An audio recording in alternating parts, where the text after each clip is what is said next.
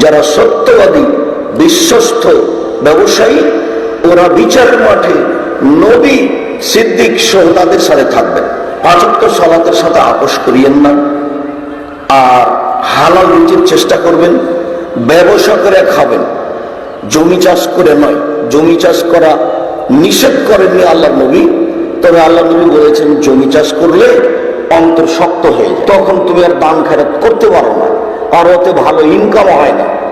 এখন তো জমি চাষ করতে গেলে মানুষ তো করবেই, তো যা আপনি খরচ করেছেন তা আপনি জমি থেকে উঠাতে পারবেন না, তারপর কৃষক করছে।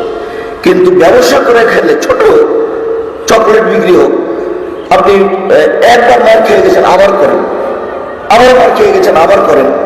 আল্লাহ রসুল বলছেন আত-তাজির আস-সাদিক আল-আমিন এখনো ইয়াউমুল কিয়ামা মাল আম্বিয়া ওয়া সুহাদা সিদ্দিকিন, যারা সত্যবাদী বিশ্বস্ত ব্যবসায়ী ওরা বিচারের মাঠে নবী সিদ্দিক সহ তাদের সাথে থাকবেন। হলো, তাহলে চাষি কোথায় গেল? তাহলে আর কর্মচারীরা কোথায় গেল? আর কর্মচারীরা জায়েজ করে খাবে, ভালো হলে ব্যবসা করে খাও, সবচেয়ে ভালো। এতে হয়তো আমার জনগণের উপকার আছে। একটা জিনিস চিটাগাঙে বিক্রি হয়, সেটা আমি একাই কিনতে গেলে তো নিয়ে এসে আমার খরচ বাড়ে, তার একজন এখানে নিয়ে এসে ব্যবসা